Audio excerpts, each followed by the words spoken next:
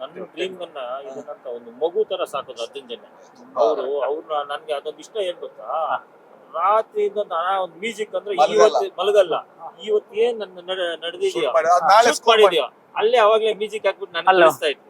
ನನಗ್ ಕಳಿಸ್ತಾ ಇತ್ತು ಮೊಬೈಲ್ ಅಲ್ಲಿ ಇದೆ. ನಿನ್ನೆ ಶೂಟ್ ಮಾಡಿದ್ರು ನಾನು ಕಳಿಸ್ತಾ ಇತ್ತು. ಫೋನ್ ಅಲ್ಲಿ ಇದೆ ಅನ್ಬಾರ್ದು, ಅದೆಲ್ಲ ಮಾಡಬಾರ್ದು, ರಿಸ್ಕ್ ತಗೋಬಾರ್ದು ನೀವು. ಅದನ್ನ ಡಿಲೀಟ್ ಮಾಡ್ಬಿಟ್ಟಿದ್ದೆ, ಇಲ್ಲ ಇದನ್ನ ಕಟ್ ಮಾಡಿ ಅಂದ್ರೆ ಆ ತರ ಅವ್ರ ಮಗು ತರ ಇದ್ ಮಾಡೋಣ ಡ್ರೀಮ್ ಪ್ರಾಜೆಕ್ಟ್. ನಿನ್ನೆ ಏನೋ ಮಾಡಿದ್ರು ಸರ್, ನಿನ್ನೆ ಏನೋ ತಗೊಂಡೋಗಿದ್ರು ಶೂಟ್ ಮಾಡಿ, ಅದು ಸರಿ ಆಗುತ್ತಾ ಇಲ್ವಾ ಅಂತ ನೋಡೋದಕ್ಕೆ ಮತ್ತೆ ಸ್ಕೋರ್ ಮಾಡಿ ತಗೊಂಡ್ಬಂದೆ ಮ್ಯೂಸಿಕ್. ನಾ ಕೇಳ್ದೆ ಸರ್ ಯಾವಾಗ ಮ್ಯೂಸಿಕ್ ಮಾಡಿದ್ರಿ ಅಂತ, ಅದಕ್ಕೆ ಅವರು ನಿನ್ನೆ ರಾತ್ರಿನೇ ಮಾಡಿದೆ ಅಂತ. ಇಲ್ಲ ತುಂಬಾ ಕಷ್ಟಪಟ್ಟಿದ್ದಾರೆ. ಫುಡ್ ಬೇಕಾ? ಅವ್ರು ಕ್ಯಾಮರಾ ನೋಡಿಲ್ಲ ಪಾಪ.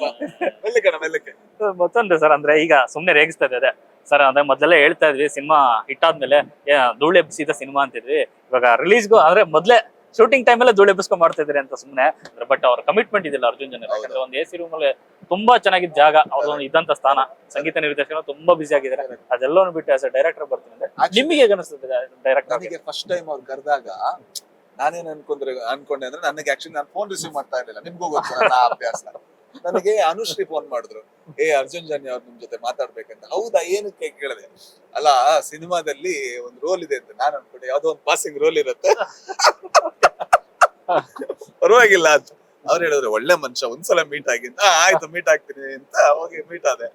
ನೋಡಿದ್ರೆ ತುಂಬಾ ಪ್ರಾಮಿನೆಂಟ್ ರೋಲ್. ನಾನು ಇದು ಶಿವಣ್ಣ ಇದ್ದಾರೆ, ಉಪೇಂದ್ರ ಇದ್ದಾರೆ, ಈ ಮನುಷ್ಯ ಏನಾದ್ರು ಬೈ ಮಿಸ್ಟೇಕ್ ಆಗಿ ನನ್ನನ್ನು ಕಾಸ್ಟ್ ಮಾಡ್ತಾ ಅದು ಬಿಡಿ, ನಾವಿಬ್ರು ಡಿಸ್ಕಸ್ ಮಾಡಿದೀವಿ. ಸರ್ ಇದು ನನಗ್ ಬೇಕಾ ಅಂತ ನಾನು ಇವ್ರ ಹತ್ರ ಕೇಳಿದೀನಿ. ಅಲ್ವಾ ಸರ್, ನೆನಪಿಲ್ಲ?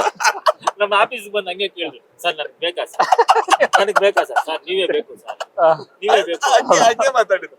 ಆಯ್ತಾ? ಸೊ ಅದೆಲ್ಲ ಆದ್ಮೇಲೆ ಆಗ್ತಾ ಇದ್ರು.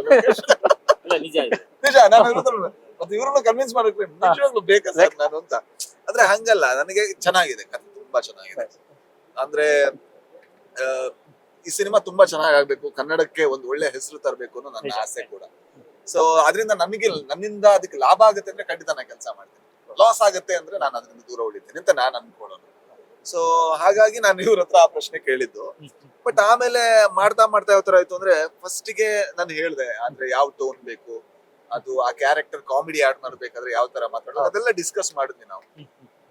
ಬಟ್ ಖುಷಿ ಆಗತ್ತೆ ಸರ್ ಈಗ ನೋಡ್ಬೇಕಾದ್ರೆ. ನಾನು ಏನ್ ಅನ್ಕೊಂಡ್ನೋ, ಮತ್ತೆ ಇನ್ನೊಂದ್ ಏನಂದ್ರೆ ಅದ್ರ ಪ್ರಿವೀಸ್ ತೋರಿಸ್ಬಿಟ್ರು, ಕಂಪ್ಲೀಟ್ ಸಿನಿಮಾನೇ ತೋರಿಸ್ಬಿಟ್ರು. ಅದು ಎಂಗೇಜ್ ಮಾಡ್ತಾ ಇದೆ. ನಾನ್ ಅನ್ಕೊಂಡೆ ಇದ್ರಲ್ಲಿ ಶಿವಣ್ಣ ಇಲ್ಲ, ಇದ್ರಲ್ಲಿ ಉಪೇಂದ್ರ ಇಲ್ಲ, ಇದ್ರಲ್ಲಿ ಆಕ್ಟರ್ಸ್ ಇಲ್ಲ, ಆದ್ರೂ ಒಂದ್ ಸಿನಿಮಾ ಎಂಗೇಜ್ ಮಾಡ್ತಾ ಇದೆ. ಸೊ ಇದೆಲ್ಲ ಇದ್ರೆ ಸಿನಿಮಾ ಇನ್ನೂ ಹೆಂಗ್ ಆಗ್ಬೋದು. ಅವರ ಕರಿಸ್ಮಾ, ಅವರ ಸ್ಟಾರ್ ಪವರ್, ಅವರ ಪರ್ಫಾರ್ಮೆನ್ಸ್, ಅದೆಲ್ಲ ಬರ್ಬೇಕಾದ್ರೆ ಎಷ್ಟು ಚೆನ್ನಾಗ್ಬೋದು ಅಂತ ನಂಗೆ ಖುಷಿ ಆಯ್ತು. ಮತ್ತೆ ಇನ್ನೊಂದ್ ಏನಂದ್ರೆ ಅಷ್ಟು ಪ್ರಿಪರೇಷನ್ ಖುಷಿ ಆಯ್ತು.